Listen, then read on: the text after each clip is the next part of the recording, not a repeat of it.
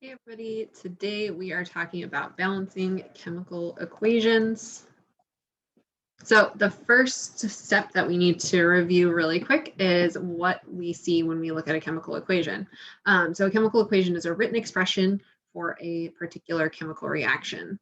So when we see the chemical reaction, the things that we see on the left of the arrow are called reactants, and the things that we see on the right of the arrow are called products. This is a review for us, but it's just good to remember those things. When we're looking at the reaction itself, you might see some other things in there besides just atoms. So if you see something out front, like a number, in this case 2, that is called a coefficient. So that's going to be the number out front of our compound or our atom. And that number applies to all of the atoms in that particular compound. So you're going to double, in this case, X, so you would have 2. Sometimes you'll see charges associated with chemical equations. Sometimes you don't. It's okay if you don't.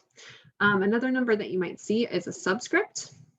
When you see a subscript, that's going to apply to the atom that's directly in front of it. The one exception that kind of tricks people sometimes is if there's a parentheses and then a subscript. If that's the case, that means that everything in the parentheses, in this case with this 2, would be doubled. If it was a 3, it would be tripled, and so forth. So just a few things to remember about our chemical equations. So taking a look at this example here, we can see that there is a synthesis reaction going on to create a s'more. So we would need to identify our reactants. So those are the objects on the left-hand side of the arrow. So that would be our graham crackers, our marshmallows, and our chocolate. And then on the right-hand side of our arrow are our products, in this case, our s'more. So a couple vocabulary terms to go over really quick. We talked about the coefficient. So that is a small whole number that appears in front of a chemical formula in a chemical equation. It's really important that we talk about this in terms of whole numbers. When we talk about coefficients, if we were to have a fraction there, it doesn't really work out because we can't have a fraction of an atom. We know that atoms are that small unit, the smallest unit that we can have in chemistry. And so when we have an atom, there has to be a whole number coefficient in front of it. We can't have a partial atom. So our example here is 4HCl. We might also see something written as a word equation, or we might be asked to write something as a word equation. If that's the case, that's where you are going to write out your reactants and products using their chemical names. So for example, we could say that the synthesis of water would be hydrogen gas plus oxygen gas yields water. The formula equation is where we use the chemical formulas instead of the names. So this represents the reactants and products of the chemical reaction by their symbols or formulas. So for the synthesis of water, that would be H2 plus O2 yields H2O. And we'll notice here that there are coefficients in place, and these coefficients are important because they allow this reaction to be balanced. So that brings us to the law of conservation of mass. So this is the whole reason why we balance chemical equations. So the law of conservation of mass states that matter is neither lost nor gained during a chemical reaction. That mass may just change form. So we don't lose or gain any mass during our chemical reaction. So we balance equations to account for the fact that we are not gaining or losing mass. Got some sound effects here.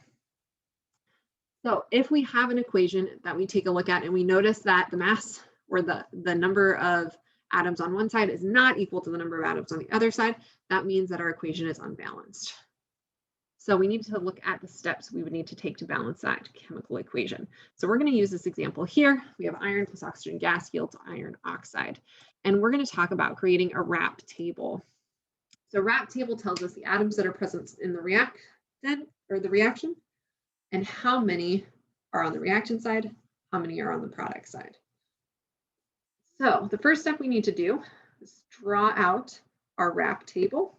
And we're going to start with this middle column here, the atom column.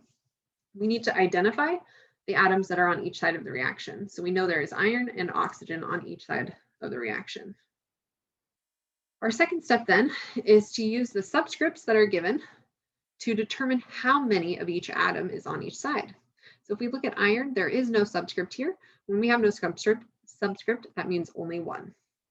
With oxygen, we do have a subscript. There are 2, so that 2 applies to the oxygen. On the right-hand side now, so for our third step, we're going to go over the product side. We're going to use those subscripts to count how many of each atom are on the product side. So for iron, we see that the subscript 2 follows it. That means there are 2 iron. And the subscript 3 follows oxygen. So there are 3 oxygen. Based on the law of conservation of mass, 1 does not result in 2, and 2 does not result in 3. We need to make sure that we have equal numbers of oxygen on each side and equal numbers of iron on each side. So what we are going to do is add coefficients to balance our reaction. So I'm going to actually start with iron or with oxygen in this case. I know on the reactant side I have 2, and on the product side I have 3. I need to make sure that I have an equal number of each on both sides. 2 and 3, the closest number that we can, or the smallest number that we can get to that is the same for both of them is 6. So on the left-hand side, on my reactant side, I would need to put a coefficient of 3 out front of my oxygen. I know there are 2 oxygens, so 2 times 3 gives me a total of 6 oxygen. On my product side, I know there are 3. To get to 6, I would need to multiply this by 2. The only thing I'm allowed to do when I'm balancing is add coefficients. So by adding a coefficient, I'm multiplying that oxygen 3 by 2, but you'll also see, so that equals 6. You'll also see that this 2 applies to iron as well. So we need to take this 2 that we have for iron up here and multiply it by 2. So now we have 4 iron on the product side. So currently oxygen is balanced. Iron, however, is not balanced yet. So we need to go back to the reactant side where there's only 1. The coefficient I can put out front to get 4 would be 4. That means I multiply this 1 by 4 and I get 4.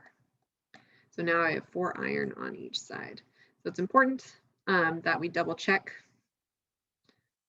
when we finish that there are equal numbers of each atom on each side. So 4 iron in this case and 6 oxygen. There's one tool you can use for balancing chemical equations.